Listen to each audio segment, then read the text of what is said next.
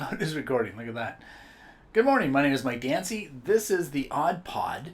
And what it is, it's a podcast, and I make videos too, where I talk to other podcasters and people that are in the creative industry.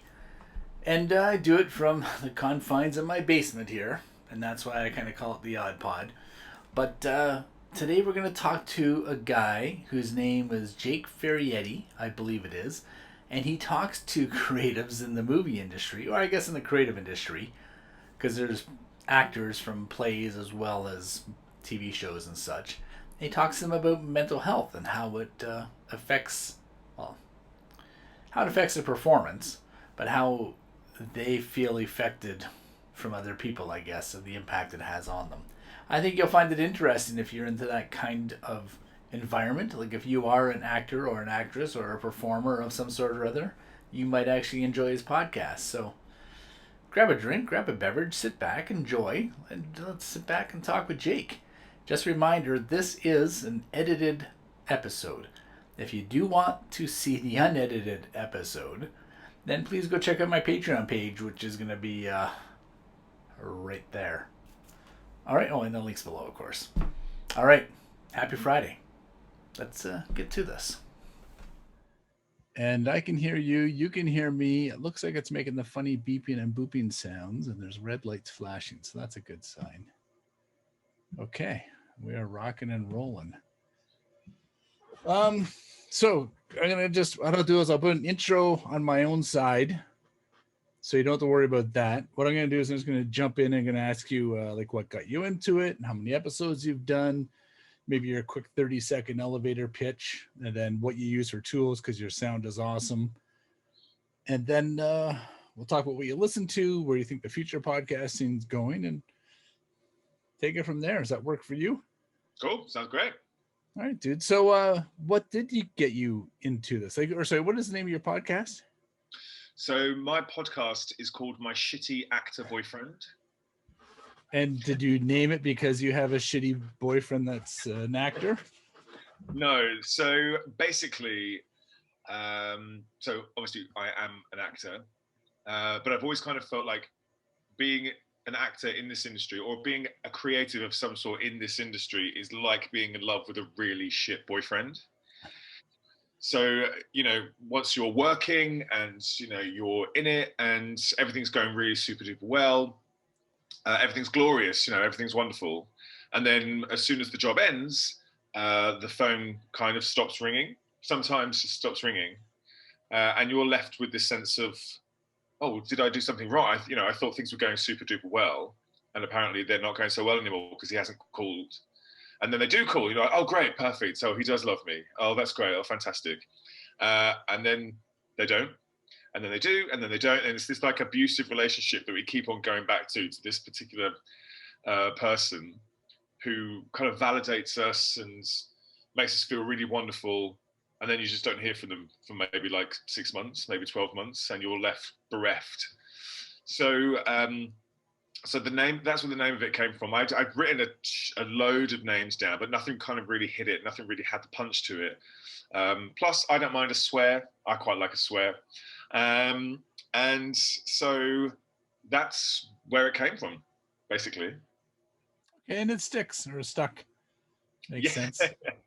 And is this your very first podcast? This is my first podcast. Yeah, I guess it was something that I never really, beforehand, I never really felt like I was a podcaster. Last year in 2020, obviously, when we had our lockdowns, there was a real sense of, I was going through a real sense of loss and grief in many respects. I had an audition I had 6 auditions for a musical in the West End. And then I found out after my final 6th audition that I didn't get it. And that was December 2019. So I was obviously gutted about that. Then obviously December 19, we had our last general election, which I'm a Labour supporter. We lost heavily.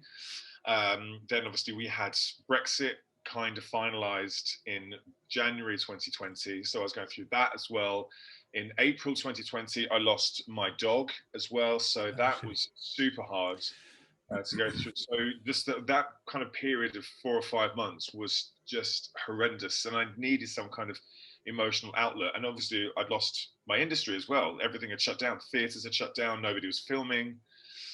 And so I was going through this real period of grief and loss, which I didn't realize was grief and loss at the time. It was only my therapist telling me that that's kind of what it sounded like I was going through. And I just needed some kind of creative outlet to have some element of catharsis for all the things that I was thinking about. And I was like, I wonder if there's a podcast.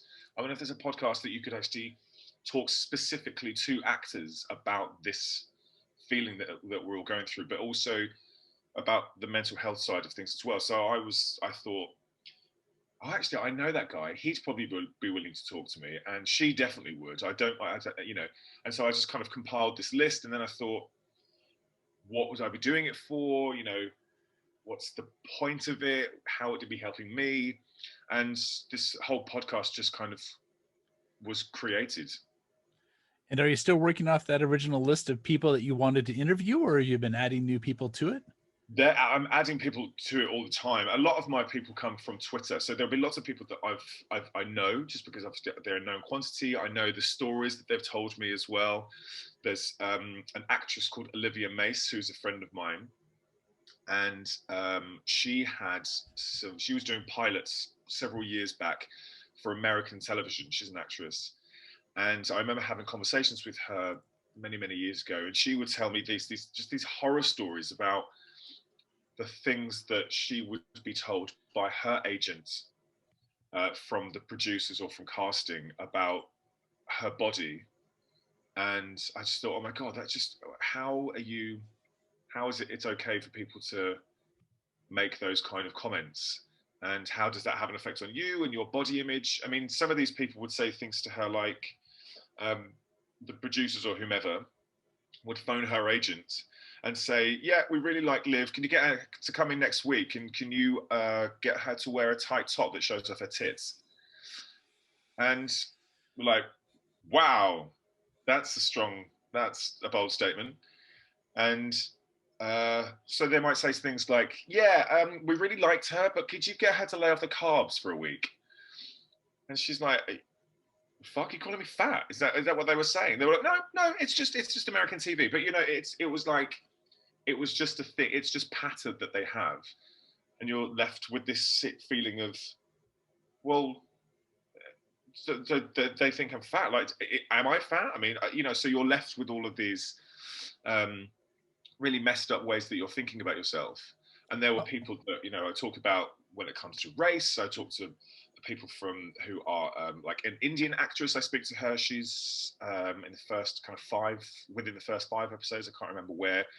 I speak to obviously lots of women. I wanted to have a broader stretch as possible. I didn't want it to be another podcast by a white guy talking to a load of white guys.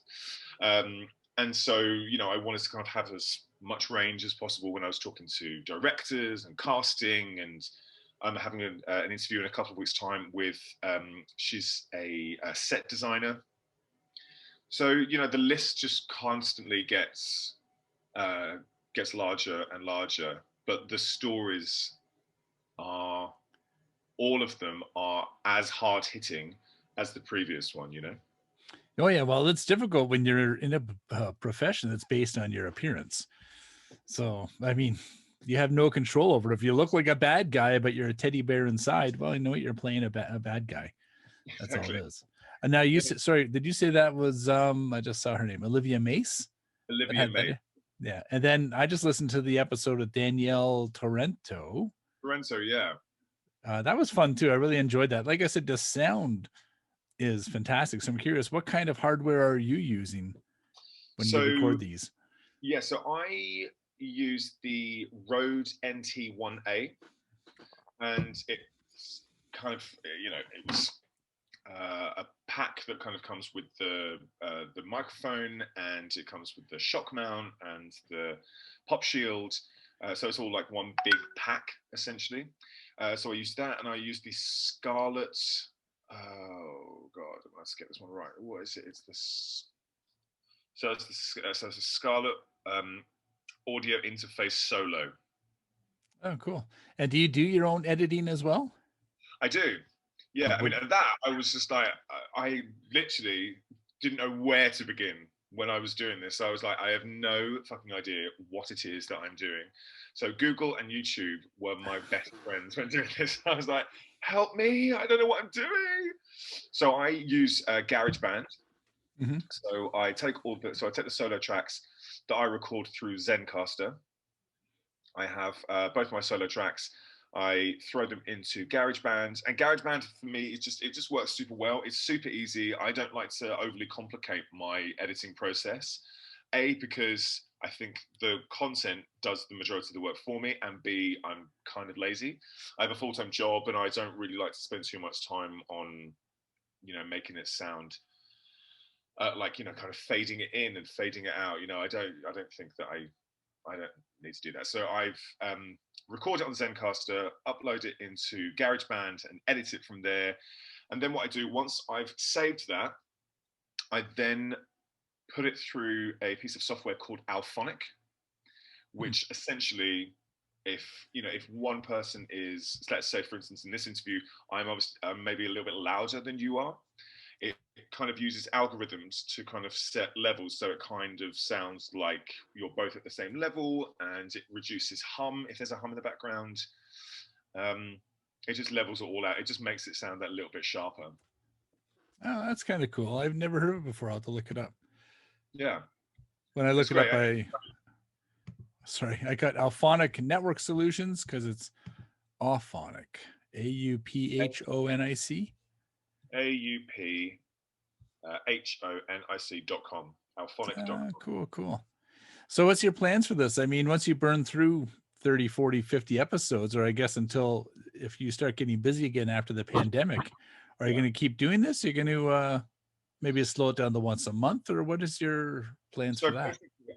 So I started with like 5 already finished and edited interviews before I'd even uploaded anything.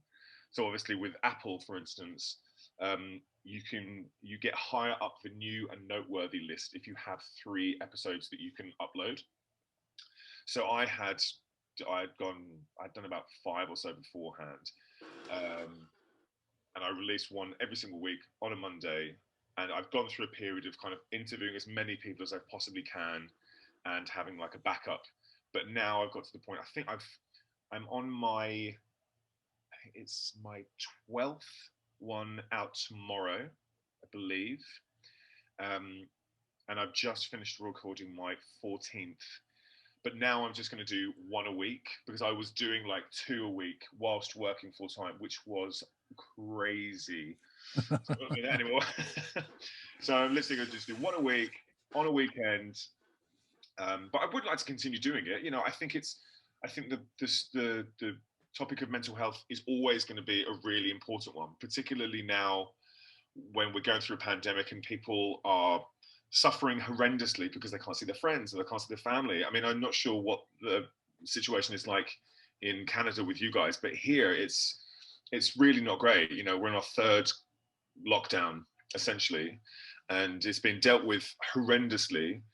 And people are frustrated, and people are angry, and people are scared because I have a friend of mine, she lives on her own, and she's like, I can't look at these 4 walls anymore. I'm flipping. I'm really finding this very, very difficult.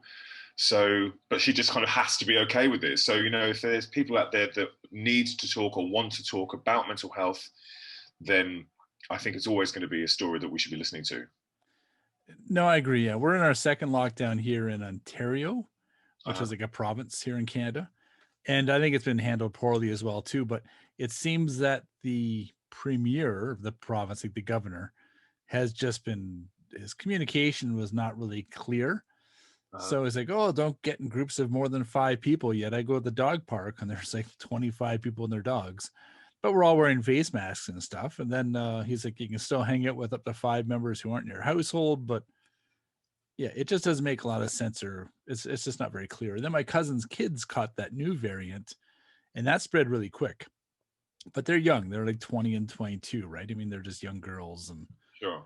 it still worries you though. And my mom lives on her own. I still go up and see her and do grocery shopping for her and stuff. But yeah, I'm curious. And then when the summer comes, and no one's gonna want to stay in. Right. That's the thing.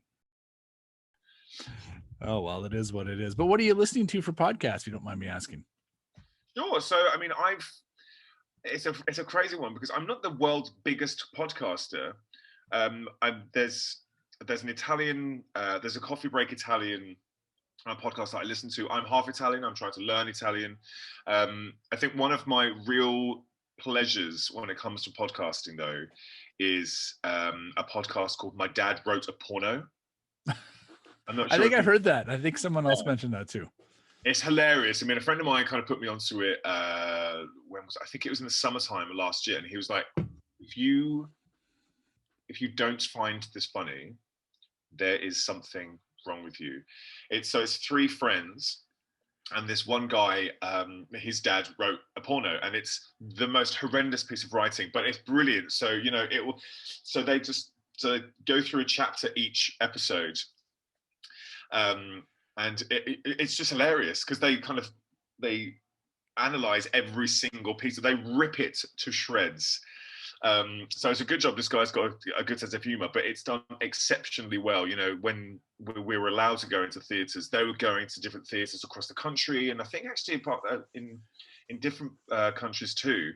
And they would just, all three of them would be like, "Hey, we're going to read this one about when the woman goes to the maze and gets fucked by all those bunches of those 3 or 4 guys," and it's just hilarious because a lot of the writing doesn't really make sense. A lot of the writing sometimes is quite it's quite analytical, which for pornography is not always the best.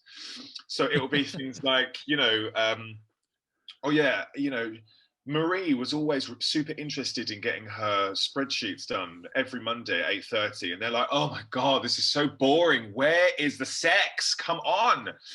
So it's they just rip it to shreds. It's hilarious, and anybody who likes that kind of stuff doesn't mind their comedy ever so slightly blue, then they will absolutely love it. But that's one of my pleasures for podcasting.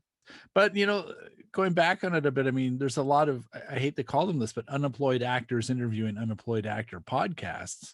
Right. And I guess it's because, like I said, there's a lot of downtime. So there was Smartless, which has like Will Arnett, Sean Hayes, and God, what the hell's there? Jason Bateman. And they interview actors and stuff. It's really funny. Alec Baldwin, he's had a podcast for years. Anna Faris, Dax Shepard, obviously, and they're all interesting as hell. So there's a lot of market for it, I think. Sorry, go on. Go ahead. I was going to ask what your numbers were like, your downloads. Have you found them kind of nichey, or they've been pretty good, or how's it working out for you? So at the moment, obviously, I'm very much in my infancy, and because it's just me on my own, I don't have a website, because it's not really something that I'm interested in. So I'm not really doing anything that's overly trying to market myself. I'm kind of happy with what I'm getting at the moment for the very little that I am marketing it. But I'm kind of like getting between 50 and 60 downloads per week. Oh, that's good. Is that good? I have absolutely no basis of comparison. But I'm kind of. I think for me, for someone who doesn't actually do that much marketing for it, that for me works well. I've no. At the moment, I have no plans to stop what I'm doing. I might, finish series 1 and take a break for a couple of weeks, but then go back to it, obviously. But I think for me, going through all of these other podcasts, like we have an actor here, I'm not sure if you've heard of him, called David Tennant, who is a Scottish actor, and he played Doctor Who for many years, amongst other big profile stuff. But he obviously does another one as well. Then we obviously have Louis Theroux. He interviews lots of actors and stuff. But for me, when I was Googling it, I just thought, I don't know, I just don't want to hear another famous actor talk to another famous actor, because I'm not undermining their journey, their story, their narrative, because it's all important, particularly when it comes to things like mental health. But I just thought I don't really need to hear another story that this Hollywood A-lister is talking about, because a lot of the stuff that's really hit me and had a personal a hard personal reflection on me have been people that you've never ever heard of. So, you know, when you hear somebody say things like, yeah, I had a meeting once with my agent. So Balvinder Sopal is an actress in the UK, and she is in I'm not sure if you've heard of it, EastEnders, which is a very long running, like 30, 40 years, London-based soap. And she's in that, and she's Indian, she's Punjabi Sikh, and she went for an interview once with a previous agent, which she never actually signed with in the end. And she said, "So, have you got any pictures?" And she was like, "You mean my headshots?" And she was like, "Yeah, your headshots, but like, you know, with your get up." She was like, "What are you talking? My get up? What does that even mean?" She was like, "Yeah, you know, your Indian get up." And she was just like, I can't believe you're saying this to me. Like, who even are you? What do you think you're doing? You know, so those are the things that you hear about, and you want to be told those stories, particularly of people who are, if they're, I speak to another actress, she's a model as well and an activist who's black, and her perspective on going into auditions where she's one of 2 or 3 black people out of like 50 white people, and just that sense of what does that feel like for you, and how has it affected you and your life, but I always try to end on a positive. What is it that can be done? How does it make you feel? What can we do to try and help this? And if nobody hears it, nobody hears it, but at least you feel like you're in control of this really horrendous relationship that you're in with this person that you just can't let go of. Yes, that would tie back to the name of the podcast. But not in their defense, but when you are a Punjabi or a Sikh, and you have a certain look to you, the people will be expecting you to play that kind of role. It's a bit like the what was that movie called? The English Patient, for example. Mm-hmm. And I live in an area called Brampton, and it is like 85% South Asian. So there's like Sikhs up and down the street and Punjabis everywhere, and you can't go anywhere without a turban.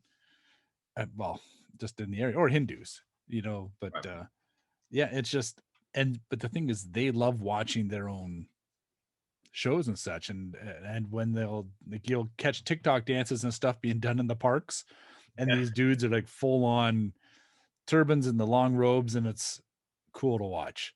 Yeah. And it makes you stop and watch it. So I hate to say it, but I mean, sometimes people of color are only represented by other people of color, and if they want to step out of their boundaries and be a different actor or actress, they're the only ones that can do it. But yeah, it does suck when you get, I guess, pigeonholed because of your sex, your color, your gender, or whatever it might be. They would drive me nuts. It's why I could never be an actor, because I you're kind of I think you have to be okay with the fact that you're going to be commoditized. you're gonna be judged. You're going to be judged in that particular way. If you see me on TV and like, oh, okay, well, he's a white guy, therefore he'll probably be for these kind of storylines. But I do, as a gay man, I do know what it's like when somebody will say things like, if there's not good writing for the LGBTQ plus community, for instance, then you'll just be pigeonholed as a lot of the LGBT plus themed shows or theaters or stuff like that. It always seems to be somebody ends up dying in the end, or somebody ends up lonely, or somebody ends up bullied, kind of bereft, heart crushed, or like heartbroken, or shunned by family or by friends or by a community or whatever. And this is what Balvinder was saying. She was just like, just write stuff for Indian people or for gay people that just is them in society having a conversation about, I don't know, finding love difficult, or they're in this very kind of ordinary everyday situation. Because I think what happens is you get then stuck in a pattern of, right, we've got a Pakistani family or a Muslim family. Let's write a storyline about their religion. And you're like, well, why? It doesn't. You don't need to. Just make it a story about that's the same as the white family down the road. Like it's Yeah, no, I agree. Yeah, you don't need to die. It's a funny one. That's it's just a real frustration, I suppose. But again, Dude, it is, yeah. But just, look at Bend It Like Beckham. Bend It Like Beckham did fantastic. And it really didn't, again, it had a little bit of stereotypes going into it and the tropes and stuff, but it's still a fantastic story. Absolutely. And I think, funny enough, I'm pretty sure she mentions that. I think in the episode, I think she actually mentions Bend It Like Beckham because it was just a story of this Asian girl and she likes to play football. So it's, Dude, it's, my wife, like as typical white straight people, man, we get sucked into it too. And like you feel like you're being judged sometimes, and I'm not trying to cry me a river, but it's like, don't judge me because of what other people that look like me do. Yeah, that's what it comes down to. And it doesn't matter whether, like I said, depending on gender, race, religion, or whatever it might be, it sucks being judged. Now I was going to ask you, do you record these like video wise, or is it all straight voice? It's just voice. Okay. So for the podcast, like I said, I use Zencaster, which seems to work fairly well for me. I mean, it's something that I don't pay for Zencaster, which is great. So a lot of the stuff that I try to do, I try to keep the costs down as much as I possibly can. I think the only thing that I pay for is So Alphonic, you buy credits of like 6 or 7 hours. So if I have an episode that's 57 minutes long, for instance, and I've got only 55 minutes left, I have to buy a bulk chunk of hours so that they can, put it through the software. I pay for that, but that's super cheap. It's like, I think it's like $12 or something like that. But I also I use Buzzsprout, which is the hosting platform, and I think that is $18 a month. So actually, my running costs are super low, which for something that's not being monetized works well for me. Yeah, well, monetization, I think you have to hit 140 downloads per episode on average. Oh wow, really? And then they pay you about $40 US per 1,000 listens. So like on average specs, but you can always go chase down your own sponsors as well too. That's up to you. But I mean, why you start chasing down sponsors unless you start hitting the 500 per episode, like for download caps, for example. Sure. It's one of those things that's like, what comes first, the chicken or the egg, I guess. You got to get the traffic before you can start getting the ads. Right. Absolutely. But the video is good if you ever decide to go that route. Just because I find I take these, so what you and I are doing right now, I'm going to record this as a video. I'm going to dump it in the Final Cut Pro. I'm going to edit it, slice and dice, export the audio. The audio then goes into GarageBand. I'll take the video and put that up on YouTube. And then I'll take the uncut audio and put that up on Patreon. So that way the Patreon subscribers will get the unedited version, and then the YouTube will hopefully bring in hits, but you got to have 1,000 subscribers and 4,000 hours. And got you. That's a whole new can of worms. And even then you're only getting, peanuts. And I guess obviously for you, the sound quality and, not dropping in and out of connection has never really been an issue for you. Well, not yet. I was using StreamYard for the longest time, but then once I found Zoom and realized that Zoom does the 2 audio tracks, so it has your track and has my track, it makes it a lot easier, like you said, when I drop it in the GarageBand, or if I drop those separate audio tracks into Final Cut Pro, it's just because they line up fairly easily. Yeah. Which makes things a lot, easier for me. Amen. Yes, yeah. I know exactly how that feels. Dude, I think that's about all the questions I had for you. Where can people find you online? So I'm on pretty much all of the platforms. So I'm on Google Podcasts, I'm on Apple Podcasts, I'm on Spotify, I am on Stitcher, Deezer. I mean, I think that any of the main ones. I'm probably going to be there. I think I probably should say that. So the podcast is called My Shty Actor Boyfriend. Shty is spelled SH***TY, because I think I read somewhere that Apple doesn't allow you to use swear words. So I had to, make it kind of user friendly, Apple friendly, and so if you Google that on any of those main platforms, I will be there. And the artwork is just a guy in glasses sitting on his own in a theater. And where did you find that artwork? It was actually, I was noticing that. I was like, it's pretty cool. Thank you. So I got that on a website called Canva. Oh, right. And so I use Buzzsprout a lot for my How to Start a Podcast. So their How to Start a Podcast is how I got a lot of my information. So Canva is what I use for my artwork. And then I used, what was the name? I used another one where Audio Jungle is the one that I used to get my theme tune.